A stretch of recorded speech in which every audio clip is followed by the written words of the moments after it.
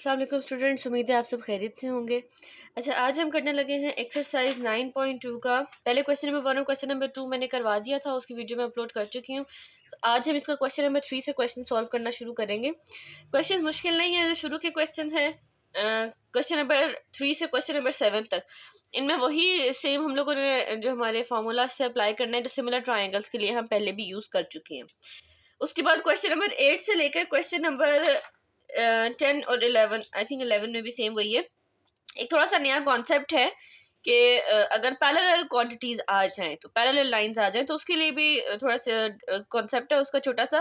तो वो हम जब क्वेश्चंस करेंगे तो उसके साथ उसको सॉल्व करेंगे। तो अभी हम करते हैं क्वेश्चन नंबर 3। तो क्वेश्चन नंबर 3 के अंदर वो कह रहा है कि two triangles ABC and DEF are similar.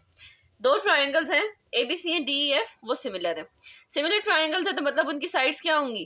Equal होंगी। तो वो कह रहा है AB over DE, BC over EF and CA over FD equal किसके है? 2 के। नीचे उसने AB, BC और CA की वैल्यू दे दी है कि AB 6 सेंटीमीटर है, BC 8 और CA 4। लेंथ हमने किसकी फाइंड करनी है? Length of side of triangle DEF।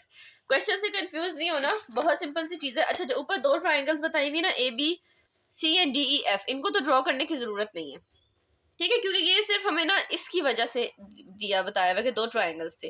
जब उन्होंने हमें ऑलरेडी वैल्यू दे दी तो उन ट्राइंगल्स को ड्रॉ करने की जरूरत नहीं है। लेकिन फर्दर जो ट्राइंगल DEF है ना, इसको अगर आप ड्रॉ कर लेंगे तो आपके लिए सोल्यूशन ज्यादा इजी होगा, क्वेश्चन की अंडरस्टैंडिंग ज्यादा बेटर होगी।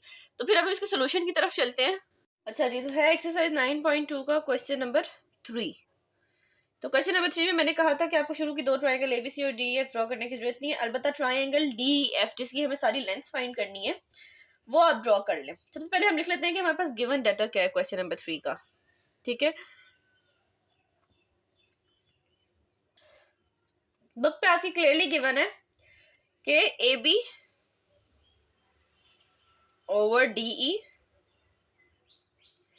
Is equals to BC over EF and CA over FD equal है 2 के। दूसरी चीज क्या, दूसरा और क्या डाटा क्लियरली गिवन है कि AB इक्वल है 6 सेंटीमीटर के, BC इक्वल है 8 सेंटीमीटर के एंड CA इक्वल है 4 सेंटीमीटर के। अब जो ऊपर पहली स्टेटमेंट है ना, to triangles ABC and DEF, इसको पढ़ के आप लोगों ने कंफ्यूज नहीं होना। सिंपल जस्ट नीचे जो डाटा उसके ऊपर फोकस करें और नेक्स्ट आप फोकस करें कि हमने फाइंड क्या करना है। तो फाइंड करने के लिए हमें क्या है कि length of sides of triangle ABC find करना है। क्या फाइंड करना है?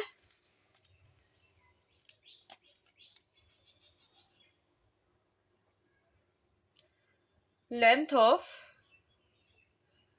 साइड्स ऑफ ट्राइंगल DEF, ये हमने फाइंड करना है।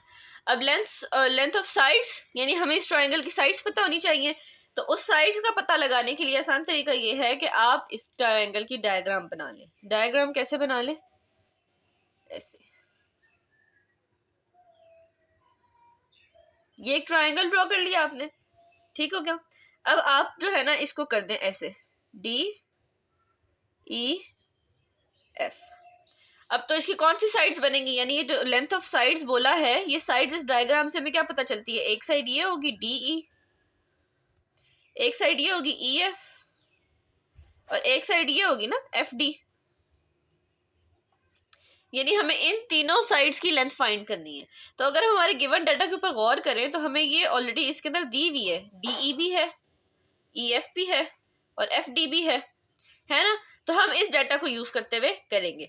तो यानी इस डाटा से हमें क्या पता चलता है कि AB ओवर DE भी 2 के इक्वल है, BC ओवर EF भी 2 के इक्वल है और CA ओवर FD भी 2 के इक्वल है।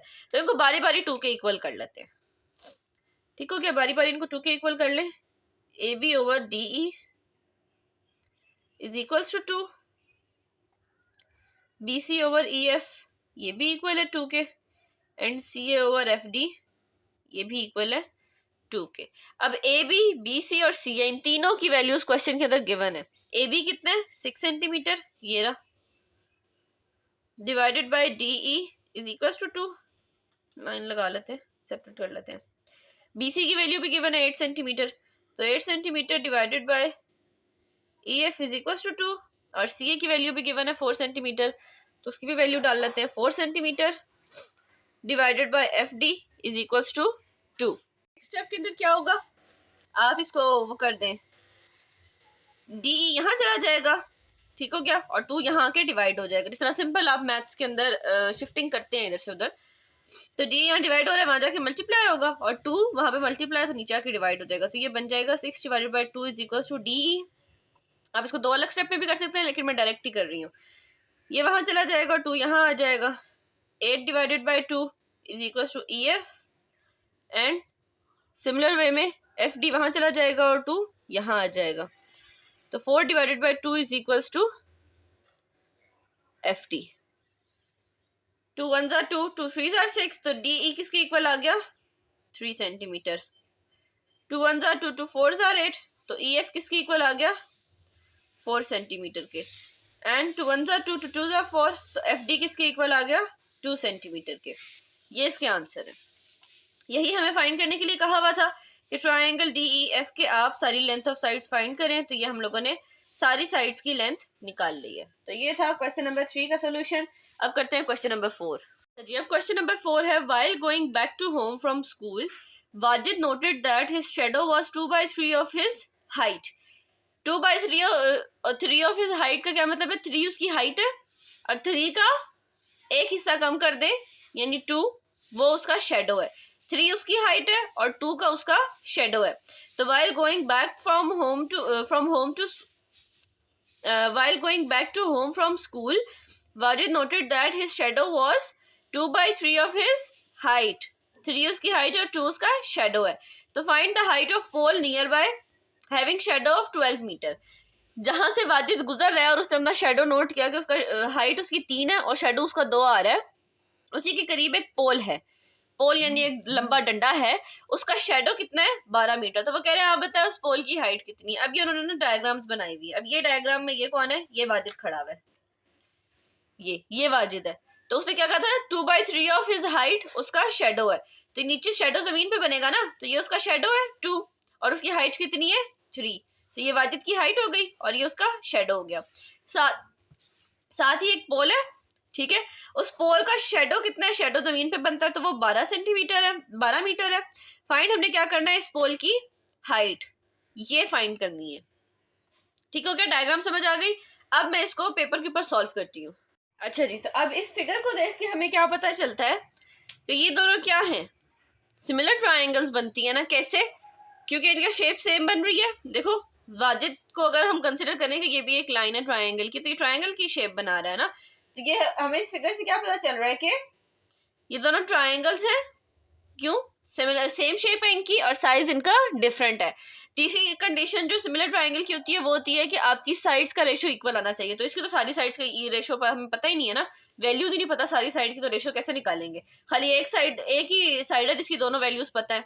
तो जब तक हमें किसी और साइड की वैल्यूज नहीं पता चलेंगी या इस साइड की भी वैल्यू हमें नहीं पता चलेंगी, तो हम रेशो कंपेयर नहीं कर सकते ना। तो इसलिए तीसरी कंडीशन तो यहाँ पे अप्लाई हो नहीं सकती। बाकी की जो 2 कंडीशन है सिमिलर ट्राइंगल होने के लिए, वो ये सेटिस्फाई कर रहा है। तो इसका मतलब from observing from the figure we concluded that the above 2 triangles are similar। अब अगर ये ट्राइंगल सिमिलर हैं तो मैंने क्या कहा था पहले भी, जब स्टार्टिंग में मैंने ये क्वेश्चंस करवाए थे और हम लोगों ने इसका क्वेश्चन नंबर 1 के अंदर सिमिलर ट्राइंगल्स आइडेंटिफाई की थी, तभी मैंने ये बात बोल दी थी कि सिमिलर ट्राइंगल्स की सारी साइड्स की रेशो इक्वल होती है, ये वाली साइड इसके और ये वाली साइड इसके। तो मैं इसको ऐसे लिख सकती हूँ। और जिस ट्राइंगल की मैंने कहा था आप एक दफा पहले ले लेंगे वैल्यू, आपको एंड तक पहले उसी की लेनी होगी। तो मैं इसकी दोनों साइड्स कंपेयर कर लेती हूँ, ये वाली साइड ये वाली साइड, तो 12 डिवाइडेड बाई 2 ये उसकी, और बाकी 2 साइड्स की इक्वल होगी, तो ये वाली साइड और ये वाली साइड। तो मैं इसको लिख सकती हूँ पोल डिवाइडेड बाय 3। आई होप ये स्टेप सबको क्लियर होगा। अगर नहीं क्लियर तो पहले क्वेश्चन नंबर 1 की वीडियो जो मैं ऑलरेडी अपलोड कर चुकी हूँ, आप उसको देखें और समझें। उसके अंदर बहुत डिटेल में मैंने सिमिलर ट्राइंगल्स का टॉपिक करवाया है, तो उससे आपको बहुत अच्छी तरीके से समझ आ जाएगा। तो अब ये 3 यहाँ डिवाइड हो रहा है, वहां जाके मल्टीप्लाई हो जाएगा। तो pole is equal to 12 divided by 2 multiply by 3। अब इसकी कटिंग कर लें, 2 1s are 2, 2 6s are 12, तो 6 3s are 18। 18 इसका आंसर है, 18 मीटर। तो ये हम लोगों ने 18 मीटर पोल की हाइट निकाल ली है। जी अब आते हैं नेक्स्ट क्वेश्चन की तरफ। तो वो कह रहे हैं find the length of the larger rope of the hanging bridge where x is equals to y। इस फिगर के अकॉर्डिंग हम लोगों ने फाइंड क्या करना है, लेंथ ऑफ लार्जर रोप।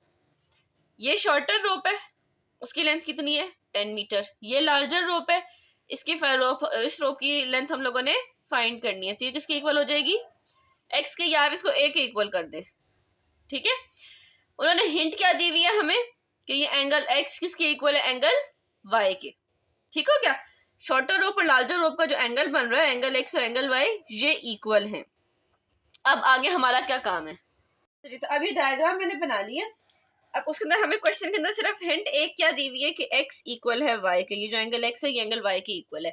अब हमारी ऑब्जर्वेशन से हमें पता चलता है कि ये जो दो फिगर्स हैं, एक ये वाली ट्राइंगल और एक ये वाली ट्राइंगल, ये और ये ट्राइंगल, इस वाली को हाइड कर दे, तो ये दोनों ट्राइंगल्स जो हैं ये सिमिलर ट्राइंगल्स है। क्यों सिमिलर है, साइज इनका डिफरेंट है, शेप इनकी सेम है। दो कंडीशन सेटिस्फाइड, इसकी तीसरी कंडीशन भी सेटिस्फाइड हो रही है। कैसे, आप साइड्स का रेशो ले लें, ये और ये, तो 6 डिवाइडेड बाय 4, और ये 12 डिवाइडेड बाय 8।